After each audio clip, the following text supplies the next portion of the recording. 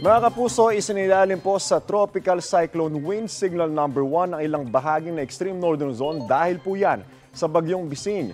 Yan po ang mga isla ng Calayan at ng Dalupiri sa Cagayan at ang northwestern portion ng Ilocos Norte.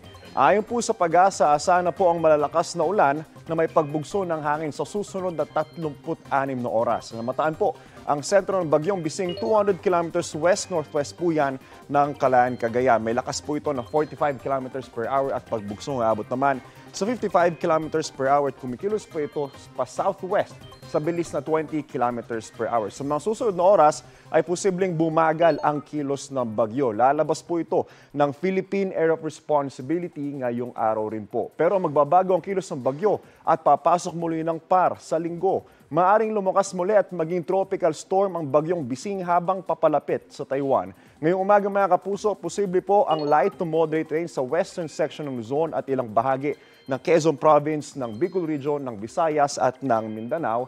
Base po yan sa rainfall forecast ng Metro Weather. Magiging malawakan pong ulan sa ilang pang bahagi ng bansa. Heavy to intense rains, particular na po sa Luzon. Kaya maging alerto po sa banta ng baha o kaya naman landslide. Mula umaga bukas hanggang sa linggo, higit na mataas ang tsansa ng ulan sa western section na extreme northern portion ng Luzon.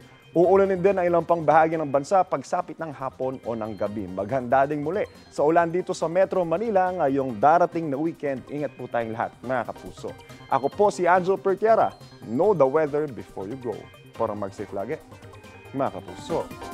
Kapuso, huwag magpapahuli sa latest news and updates. Mag-iuna ka sa balita at mag-subscribe sa YouTube channel ng GMA Integrated News.